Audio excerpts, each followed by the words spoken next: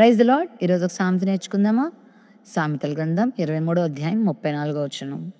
నీవు నడి సముద్రమున పండుకొను వాని వలె ఉందువు, ఓడ కొయ్య చివరను పండుకొను వాని వలె ఉందువు. ఈ మాటలు ఎవరి గురించి చెప్పబడ్డాయంటే మద్యపానాశక్తి కలిగిన వారి గురించి చెప్పబడ్డాయి. సరైనటువంటి క్రమము లేకుండా జీవితాన్ని జీవించే వారి గురించి రాయబడ్డాయి. ద్రాక్షారసం, మత్తు గొలిపేటువంటి మత్తు పదార్థాలకు బానిసలైన వారి కొరకు రాయబడ్డాయి. వారి జీవితాల్లో ఎంత దుఃఖము, చింత, జగడము, వారి జీవితాలు ఎంత ప్రమాదకరమో అధ్యాయంలో రాయబడ్డాయి. చాలా మంది మత్తు పదార్థాలకు బానిసై, ఆయా రకాల మద్యపానానికి, ధూమపానానికి, మత్తు పదార్థాలకు బానిసై వారి ఆరోగ్యాలు పాడు చేసుకుంటున్నారు. వారు ఎలాంటి వారితో సమానం అంటే నడి సముద్రములో పండుకున్న వారితో సమానం అండి. అది ఎంత ప్రమాదమో కదా. ఓడ కొయ్య యొక్క చివరన పడుకుంటే అది ఎంత ప్రమాదం. ఆ నిద్రలో జారి పడిపోతే మరి మరలా దొరుకుతారా అలాంటి వ్యక్తి?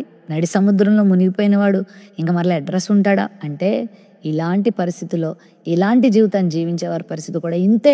వారు గనక ప్రమాదానికి చిక్కితే, వారి అపాయానికి చిక్కితే ఇంకా మరలా ఎవ్వరికి దొరకరు.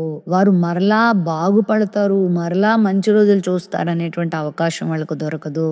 ఇది చాలా ప్రమాదకరమైన స్థానము అనే విషయాన్ని చెప్తున్నారు. కాబట్టి దేవుని వాక్యానికి లోబడ్డం ఎంతైనా మంచిది. అనవసరమైనటువంటి అల్లరితో కూడిన ఆటపాటలకు గురై నీ యొక్క ఆరోగ్యాన్ని పాడు చేసుకోవద్దు. త్రాగుబోతుతనాన్ని విడిచిపెట్టండి, పరిశుద్ధత నేర్చుకోండి. మీరు త్రాగేవి ఏంటో ఒకసారి చూసుకోండి. అవి మీ శరీరాన్ని పాడు చేసేవిగా, మీ మనసును పాడు చేసేవిగా, మీ జీవితాన్ని పాడు చేసేవి ఉండద్దు. మద్యపాన ఆసక్తి అయితే ఈ రోజే వదిలిపెట్టండి. త్రాగుబోతనం ఉంటే ఈ రోజు వదిలిపెట్టండి. పరిశుద్ధంగా జీవించండి.